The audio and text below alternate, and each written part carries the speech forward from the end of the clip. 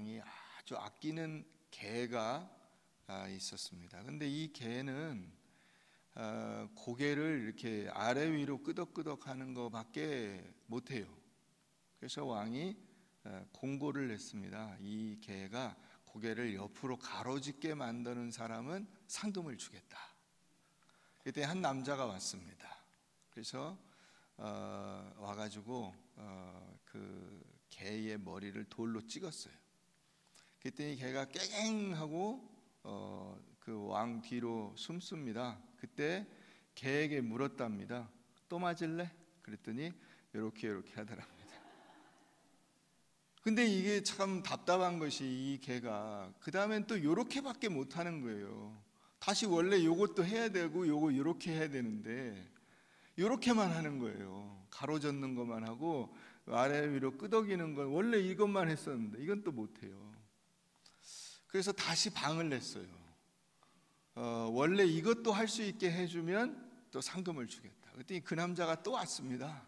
그래서 그 돌멩이를 들고 와서 그 개한테 너 나 알지? 그랬더니 이렇게 하더랍니다. 네. 자, 우리 옆에 있는 분들에게 반갑습니다 하고 한번 인사하겠습니다. 반갑습니다.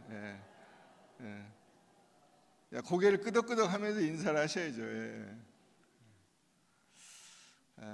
뭐 그렇다고 너 나 알지 이럴 수는 없잖아요, 그죠? 우리가 지난주에 하나님을 어떻게 그 조작하고 컨트롤해서 블레셋과의 그 전쟁에서 이길 수 있느냐. 그래서 이스라엘 백성들이 동원한 방법은 언약궤를 가지고 전쟁을 하는 것이었습니다. 그런데 하나님은 그 이스라엘 백성들이 추측하고 예상한 대로 조작되고 컨트롤되지 않는 존재이심을 언약궤가 무력하게 됨으로써 보여주시고 블레셋에 잡혀가십니다. 이것은 이스라엘 백성들의 자기중심적 신앙을 꾸짖으신 겁니다. 하나님은 이스라엘이 있으라 그러면 있고 나오라 그러면 나오고 이겨주라 그러면 이겨주고 옮겨주라 그러면 옮겨주는 그런 이스라엘 백성들의 꼭두각시가 아니다 하는 것을 보여주신 겁니다. 그러니까 하나님은 이 언약궤, 하나님의 임재의 상징 아닙니까? 이 하나님의 임재의 상징만 가지고 있으면 우리는 이긴다 하는 이런 생각. 우리가 율법을 가지고 제사를 드리고 제사장을 가지고 있으며 성막을 가지고 있으며 그래서 다른 민족은 가지고 있지 않은 이것을 가지고 있기 때문에 우리는 무조건 우리가 원하는 대로 뭘 만들어낼 수 있다, 이런 생각을 하나님께서 꾸짖으신 것이다. 이런 것은 우리가 기도에 있어서도 생각을 해볼 수가 있습니다. 우리가 하나님 앞에 기도할 때에도 우리는 이런 이스라엘 백성들의 잘못된 그 전제를 되풀이하는 경우가 많이 있습니다. 기도란 하나님을 의지하고 하나님께 내가 완전히 항복해서 하나님께서 내 인생을 주관하시는 분이라는 것을 고백하고 그래서 하나님을 주인으로 모시면서 그분이 하시겠다는 뜻과 그분의 계획 앞에 나 자신을 순종시키는 것인데, 그와 같은 기도로 나가지 않고 나는 기도했으니까, 혹시 그 기도가 모자란다면 금식하면서 기도했으니까, 혹은 그런 것도 모자란다면 철야하면서 기도했으니까, 하룻밤 가지고는 안 된다면 40일 가지고 안 된다면 400일. 어느 교회는 보니까 1000일 철야기도 이런 걸 하더라고요. 1000일간 철야기도를 하면 3년 동안 맨날 교회 나와서 산다는 얘기인데, 그러면 가정은 어떻게 하며 직장은 어떻게 하며 개인 관계는 어떻게 하며 어떻게 합니까? 우리가 세상의 빛으로 소금으로 살아가는 그 일은 어떻게 합니까? 이런 건 하지 말아야 돼요. 그거는 이 언약궤를 가지고 돌아다니겠다고 하는 것과 똑같은 거예요. 자, 그러니까 나는 기도했으니까 하나님이 내 기도를 들어주셔야 돼 라고 이야기할 수 있는 것입니다. 하나님은 우리가 기도하실 때 우리를 친히 만나주시고 기도를 들어주신다는 게 뭐냐면 이 경청, 그 기도를 일단 수용해 주신다는 거예요. 아, 그래, 네가 그렇게 아프고 힘들고 어렵고 답답하고 슬프고 그래서 그 마음을 어디에도 내놓을 데가 없다. 아, 너 참으로 너무 힘들고 어렵겠구나. 그걸 받아주시는 것이지, 내가 기도한다고 해서 그대로 다 들어주시는 건 아니에요. 왜? 하나님은 하나님의 계획이 있고 나를 향하신 더 놀라운 계획을 가지고 계시기 때문입니다. 그래서 예를 들어서 우리가 마태복음 6장에 가보면 거기 뭐라고 되어 있습니까? 너희는 무엇을 먹을까, 무엇을 마실까, 무엇을 입을까, 이런 염려하지 말라. 왜요? 다 아시니까 이미 뭐가 필요한지 알고 계신다.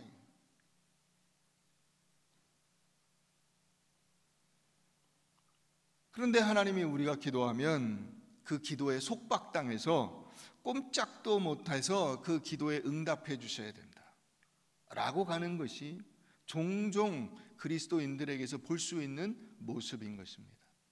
그래서 강단에서도 그런 그 성도들의 그 기대에 부응하는 이야기를 해줘요. 기도 응답의 법칙, 무조건 응답받는 기도란 어떤 기도냐, 간절히 원하고 하나님께 간구하면 기도가 응답된다. 이건 영계의 비밀이다. 여러분, 그게 우리가 지난주에 살펴본 것과 같이 예레미야 7장에 나오는 이것은 여호와의 성전이라 여호와의 성전이라 여호와의 성전이라 하는 거짓말을 믿지 말라. 거짓말이에요. 왜 내 뜻을 하나님이 그대로 받아주셔야 되는 거예요? 하나님의 계획과 뜻 앞에 내가 복종하는 것이 기도인데, 하나님의 계획이 무엇이냐에 대해서는 궁금해하지 않고 내 계획을 하나님 앞에 던져놓고 그걸 하라고 하는 거예요. 하나님 그것을 거부하셨던 것입니다. 그게 언약궤를 전쟁에서 빼앗긴 사건이에요. 영국에 가누트 왕이라는 왕이 있었습니다. 이 왕은 나라를 잘 다스리고 전쟁에 또한 능한 왕이었습니다. 그래서 그 스웨덴, 덴마크 이런 쪽까지 영토를 넓힌 그런 훌륭한 왕이었는데, 이런 그 훌륭한 왕을 신하들이 이제 높인다고 그 기존의 왕관보다 훨씬 더 크고 멋진 왕관을 만들어서 왕에게 헌납하면서 세상에 어느 누가 그 폐하의 이런 말을 거역할 수 있겠습니까? 하는 이야기를 했습니다. 그 이야기를 듣고 이 왕이 신하들을 데리고 바닷가로 나갔다고 합니다. 그 바닷가에 가서 큰 소리로 파도야 멈춰라 하고 소리를 질렀습니다. 파도가 멈췄을까요? 택도 없는 소리죠. 자, 봐라, 내 말을 아무도 듣지 않는다. 세상을 주관하시고 모든 인간이 그 말에 순종할 수 있게 하시는 분은 하나님밖에 없다 라고 말하면서 그 왕관을 내려놓았다고 하는 것입니다. 그 왕관을 다시 쓰지 않았습니다. 그 왕관이 박물관에 보관이 되어 있다고 하는 이야기를 들었습니다. 여러분, 어느 누구도 이 하나님이 쓰실 이 왕관, 이 하나님이 앉으실 그 왕의 자리, 그 하나님의 면류관을 쓰려고 해서는 안 되는 것입니다. 그것은 오직 그것을 감당하실 수 있는 힘과 능력을 가지신 분은 하나님밖에 없습니다. 오늘 우리가 사무엘상 6장으로 가게 되는데, 이 5장과 6장 말씀을 우리가 합쳐서 오늘 말씀을 보게 됩니다. 이 언약궤가 이제 블레셋으로 가져갔습니다. 그래서 이 블레셋은 자기네가 섬기는 그 다곤신이 주는 그 복 플러스 이 이스라엘이 섬기던 여호와가 주는 복을 더할 수 있다고 생각을 한 거예요. 그래서 다곤 신전에다가 이 언약궤를 갖다가 놓은 겁니다. 이스라엘이 전쟁에 패했지만은 하나님이 전쟁에 패한 것은 아니에요. 우리가 이것을 명확히 해야 됩니다. 우리가 세상에서 실패했다고 해서 그것이 하나님의 실패라고 생각해서는 안 됩니다. 내가 실패한 것이지 하나님이 실패한 것이 아니고, 내가 잘못한 것이지 하나님이 잘못한 것이 아닙니다. 이 이스라엘 백성들이 잘못된 생각을 가지고 전쟁에 패한 것이지 하나님이 전쟁에 패한 것이 아닙니다. 그래서 하나님은 그 다곤 신전에 가서 거기서 제사장도 없고 율법도 없고 제사도 없고 성막도 없고 아무것도 없는 그곳에서 하나님이 홀로 싸우시고 전쟁에 승리하시고 돌아오시는 겁니다. 그게 벳세메스로 언약궤가 다시 돌아오는 사건이에요. 보통 이와 같은 말씀을 많은 교회에서 이 벳세메스로 그 언약궤를 나른 이 암소의 순종만 이야기합니다. 전혀 그렇지 않아요. 암소의 순종이 있든 없든 하나님은 하나님이신 것입니다. 암소의 순종하고 상관없이 하나님은 이미 그 온 세상의 창조주시오, 통치자시오, 그 왕이시오, 능력자이시오, 그 모든 세상을 움직이시는 실제적인 실력자이신 것입니다. 그것을 선포하신 거예요. 여러분, 우리가 순종한다고 해서 하나님이 하나님 되시고 내가 순종하지 않으면 하나님이 아니시냐? 전혀 아닙니다. 나의 순종, 나의 불순종, 나의 헌신, 나의 그 나태함, 내가 하나님 앞에서 어떻게 사느냐하고 상관없이 하나님은 이미 하나님이시며 하나님은 이미 세상을 다스리시고 이 세상을 만드시고 움직이고 계시는 것입니다. 이걸 우리가 놓치면 안 됩니다.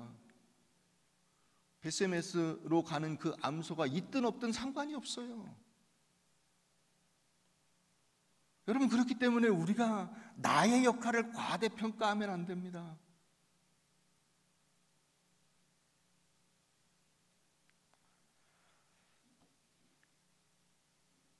이 블레셋 백성들이 아침에 눈을 떠보니까 다곤 신이 자빠져 있습니다. 깜짝 놀랐겠죠. 다시 세워놨습니다. 그 다음날 되니까 아예 목이 부러지고 팔다리가 부러졌어요. 누가 하신 겁니까? 하나님이 하신 겁니다. 하나님만이 왕이신 겁니다. 그걸 하나님이 보여주신 거예요. 다곤 신상은 아무것도 아닙니다. 그건 그냥 나무로 깎아 만든 거예요. 조각해서 만든 겁니다. 그건 그냥 물체입니다. 신이 아니에요. 하나님만이 참된 신이시요 능력자이신 것입니다. 여러분, 그것을 단적으로 보여준 것이 오늘 이 블레셋 사람들의 고백에도 나오지만은 이스라엘 백성들이 애굽에서 나올 때 그 사건입니다. 그들이 나오기 전에 애굽에는 10가지 재앙이 임했습니다. 그 애굽의 그 10가지 재앙에 나오는 그 물체들은 전부 다 애굽 사람들이 신으로 섬기는 것들이었습니다. 예를 들어서 대표적인 것이 나일강이죠. 나일강은 그들의 젖줄이기도 하지만 동시에 그렇게 중요한 이 강이기 때문에 그들의 신이기도 했습니다. 그런데 그 나일강이 어떻게 됐습니까? 피로 물들었습니다. 하나님과 붙어 싸우려고 했더니 피 흘리고 죽었다는 거예요. 그걸 나타내는 겁니다. 또 태양이 그들의 신이었습니다. 그런데 태양이 어떻게 됐습니까? 어두워졌습니다. 빛을 내지 못해요. 태양이 태양 무시를 못하는 것입니다. 빛이 있어야 태양이지. 빛이 없는 태양이 무슨 태양입니까? 그건 아무것도 아닌 겁니다. 자, 그걸 하나님께서 보여주신 거예요. 그리고 그 모든 신들의 대리자이면서 또 다른 신이 있습니다. 그게 바로 바로 자신입니다. 이 바로는 이를테면 황제라고 하는 뜻이에요. 폐하라고 하는 뜻입니다. 그 각각의 개인 이름은, 왕의 이름은 따로따로 있습니다. 그냥 그 애굽의 왕을 통칭하는 말이 바로예요. 그런데 이 바로는 이스라엘 백성, 애굽 사람들에게 신이었습니다. 그런데 하나님이 누굴 치십니까? 장자를 치시죠. 왜 장자를 쳤냐? 바로를 바로 죽여버리면 이스라엘 백성들을 나가라고 할 사람이 없기 때문입니다. 완전히 항복을 받아내야 되는데 그 항복을 받아낼 사람이 없어져 버려요. 물론 그리고 나와도 되지만 완전한 항복을 시인하게 하시고 이스라엘 백성들을 놓아주게 하시는 그 극적인 효과를 위해서 그 아들을 친 겁니다. 바로 왕이 자기 아들이 죽고 나자마자 깨달은 거예요. 아, 이거 이번에도 말을 안 들으면 내가 죽겠구나. 그래서 놔준 겁니다. 출애굽기 15장을 우리가 한번 가보십시다. 출애굽기 15장입니다.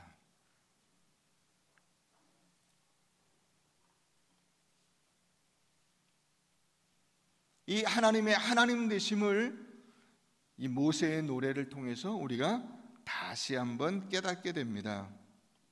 이때에 모세와 이스라엘 자손이 이 노래로 여호와께 노래하니 일렀으되 내가 여호와를 찬송하리니 그는 높고 영화로우시며 말과 그 탄자를 바다에 던지셨음이로다. 여호와는 나의 힘이요 노래시며 나의 구원이시로다. 그는 나의 하나님이시니 내가 그를 찬송할 것이요 내 아버지의 하나님이시니 내가 그를 높이리로다. 여호와는 용사시니 여호와는 그의 이름이시로다. 그가 바로의 병거와 그의 군대를 바다에 던지시 최고의 지휘관들이 홍해에 잠겼고 깊은 물이 그들을 덮으니 그들이 돌처럼 깊음 속에 가라앉았도다. 여호와여 주의 오른손이 권능으로 영광을 나타내시니이다. 여호와여 주의 오른손이 원수를 부수시니이다. 주께서 주의 큰 위엄으로 주를 거스르는 자를 엎으시니이다. 주께서 진노를 발하시니 그 진노가 그들을 지푸라기 같이 사르니이다. 주의 콧김이 물에 쌓이되 파도가 언덕같이 일어서고 큰 물이 바다 가운데 엉기니이다. 원수가 말하기를 내가 뒤쫓아 따라잡아 탈취물을 나누리라. 내가 그들로 말미암아 내 욕망을 채우리라. 내가 내 칼을 빼리니 내 손이 그들을 멸하리라 하였으나 주께서 바람을 일으키심에 바다가 그들을 덮으니 그들이 거센 물에 납같이 잠겼나이다. 여호와여 신중에 주와 같은 자가 누구니이까? 주와 같이 거룩함으로 영광스러우며 찬송할 만한 위엄이 있으며 기이한 일을 행하는 자가 누구니이까? 주께서 오른손을 드신즉 땅이 그들을 삼켰나이다. 주의 인자하심으로 주께서 구속하신 백성을 인도하시되 주의 힘으로 그들을 주의 거룩한 처소에 들어가게 하시나이다. 여러 나라가 듣고 떨며 블레셋 주민이 두려움에 잡히며. 여러분, 이미 이때 하나님이 선포하신 겁니다.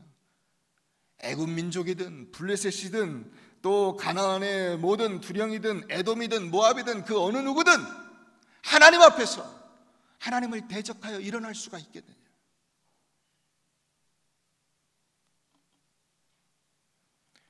하나님은 하나님 외에 다른 신이 없다라는 것을 보여주시고 다시 돌아오는 사건이 바로 이 벳세메스로 암소 수레를 타고 복귀하시는 하나님이십니다. 그래서 오늘 말씀의 제목이 뭐예요? 왕의 귀환입니다. 우리의 왕 되신 하나님께서 다시 돌아오시는 겁니다. 이스라엘 백성들을 떠나 블레셋에게 사로잡힌 것 같은 모습으로 끌려가셨으나 그곳에서 친히 그 모든 모욕과 멸시를 다 담당하시고 그들을 이기시고 다시 돌아오시는 겁니다. 여러분, 그것이 예수 그리스도의 십자가 사건이에요. 예수님께서 이 땅에 오셨으나 사람들이 예수를 부인하고 부정하고 그를 짓밟았습니다. 그는 짓밟힌 것처럼 십자가에 달려 죽으신 겁니다. 그 달려 죽으신 예수 그리스도께서 그 십자가에서 죽으시고 끝난 줄 알았으나 무덤 속에 들어가셔서 사탄과 싸우시고 그 사탄의 최후의 권세 죽음을 멸하시고 다시 돌아오신 겁니다. 그 사건을 보여주시는 것이 바로 예수 그리스도의 부활 사건이에요. 누가복음 24장을 우리 같이 한번 가보십시다.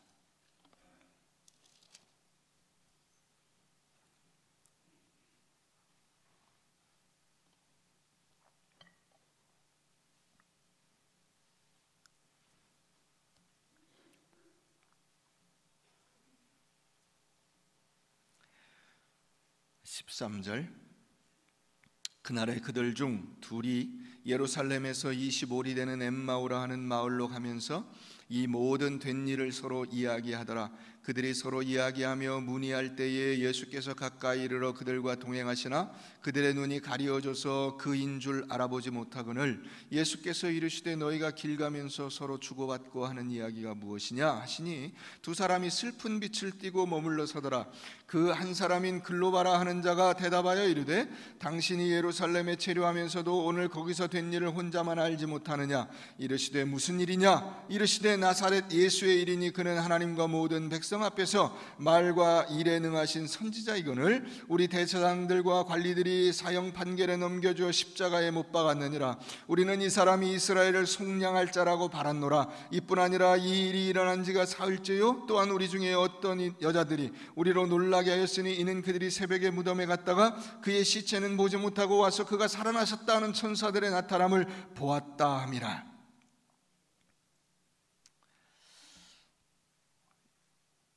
이때의 이스라엘 백성들이 예수님을 어떻게 봤냐, 어떤 존재로 인식했냐, 언약궤 같이 생각을 한 겁니다.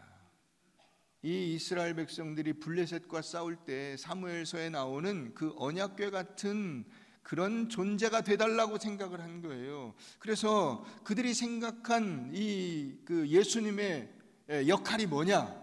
그것은 자기들이 전통적으로 생각해왔던 메시아의 역할이에요. 정치적, 군사적 군주가 돼서 그 압제에 신음하는 이 이스라엘을 로마로부터 빼내고 전쟁의 승리를 가져와서 그 이스라엘 백성들을 현실적으로 잘 먹고 잘 살게 해줄 왕, 그런 왕으로 생각을 한 겁니다. 그것이 21절에 나오는 우리는 이 사람이 이스라엘을 속량할 자라고 바랐노라 하는 거예요. 적어도 메시아라면 로마 정도는 깨부수고 승리해야지. 그럴 수 있는 충분한 능력이 있다고 본 거예요. 소경의 눈을 뜨게 하고 귀머거리에 귀를 듣게 하고 문둥병자를 일으키고 죽은 자를 살리고 오병이어로 5,000명을 먹이는 이런 능력을 가진 사람이라면 이스라엘 백성들을 충분히 전쟁에서 이기게 하고 로마로부터 승리하게 할 것이다. 언약궤를 가져오면 블레셋과 무조건 이길 것이다 생각한 이스라엘하고 똑같은 겁니다. 그런데 예수님은 십자가에 달려 죽으신 거예요. 대제사장들과 관리들이 사형 판결에 넘겨주어 십자가에 못 박았느니라. 그 일을 이루지 못한 정도가 아니라 죽어버렸어요. 전쟁에 패한 정도가 아니라 그냥 언약궤가 빼앗겨버렸어요. 이게 도대체 뭐냐? 이게 도대체 그 실망해서 가는 겁니다. 그런데 우리 중에 어떤 여자들이 우리로 놀라게 하였으니 이는 그들이 새벽에 무덤에 갔다가 그의 시체는 보지 못하고 와서 그가 살아나셨다 하는 천사들의 나타남을 보았다 함이라. 또 우리와 함께한 자 중에 두어 사람이, 그래서 확인하러 또 갔어요. 두어 사람이 무덤에 가 과연 여자들이 말한 바와 같음을 보았으나 예수는 보지 못하였느니라.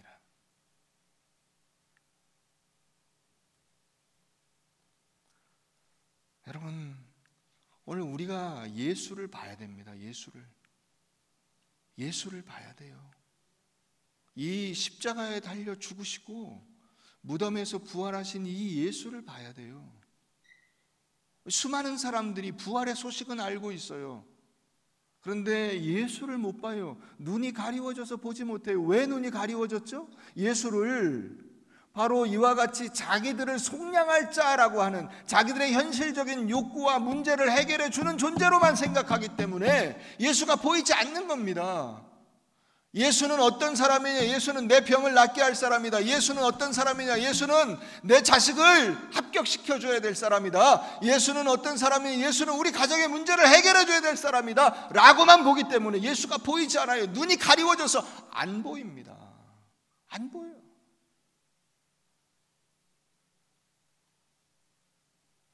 31절에 가봅니다. 그들의 눈이 밝아져. 그들의 눈이 밝아져 그인 줄 알아보더니 바로 이것입니다. 여러분, 저는 오늘 여러분들의 눈이 밝아지기를 주의 이름으로 축원합니다. 여러분들의 눈이 밝아져야 돼요. 예수를 알아봐야 돼요. 함께 동행하고 계시는 그 예수 그리스도, 임마누엘 되신 그 예수 그리스도는 우리를 떠난 적이 한순간도 없지만은 우리를 그분과 함께 하면서도 그분이 나와 함께 하신다는 사실을 알지 못해요.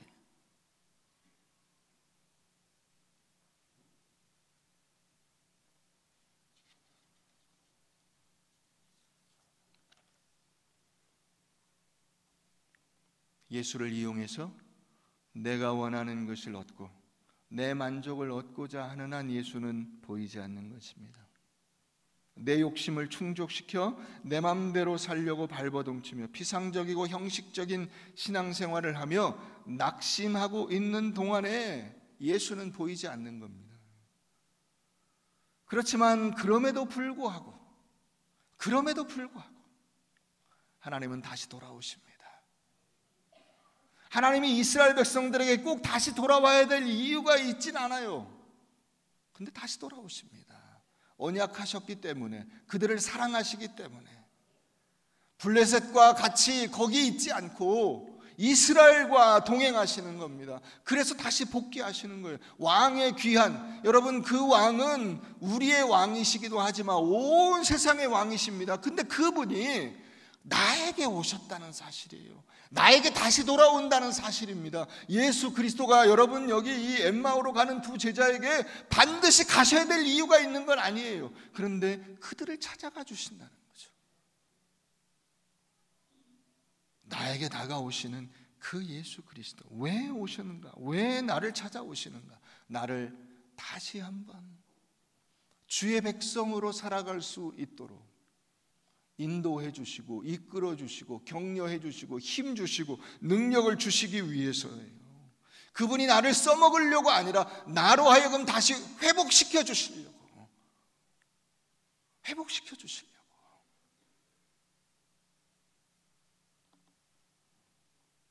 그런데 여러분, 수많은 사람들이 이런 자기 신앙을 회복하라고 할 때마다 어디로 가냐면 자꾸 자기의 자격을 회복하는 회상하는 데로 가요. 자기의 자격이 뭐냐 하는 것을 확인하는 데로 가려고 해요. 여러분, 전도나 혹은 이 낙심자, 나태자를 회유하고 권유할 때 그 사람들 중에 이런 얘기를 하는 사람이 있어요. 야, 내가 그동안 뭐 신앙하고 상관없이 이렇게 살았는데 이제 와서 이렇게 힘들고 망하고 실패하고 절망하고 좌절하고 내 쪽팔려서 못 가겠다, 창피해서 못 가겠다, 이렇게 말하는 경우가 있습니다. 그러니까 와야죠. 그러니까 여러분, 우리가 예수 그리스도 앞에, 하나님 앞에 자격을 가지고 가는 것이냐? 아니에요. 우리의 자격은 아무 쓸데기가 없어요. 아무 쓸데기가 없어요. 여러분, 이제 연세 드시니까 아시지 않습니까? 배운 게 뭐 대단합니까? 사람이 많이 배웠다. 젊을 때는 막 내가 어느 학교 나왔다, 뭘 공부했다, 막 뭐 전공했다, 이런 게 굉장히 중요해요. 나이 들면 그거 다 별 필요가 없어요. 외모가 어떻다, 이거 별 필요가 없어요.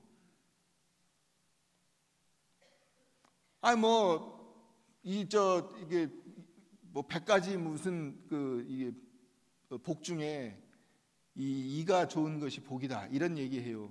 그러나 이빨만 좋으면 뭐 합니까? 무릎이 안 좋은데.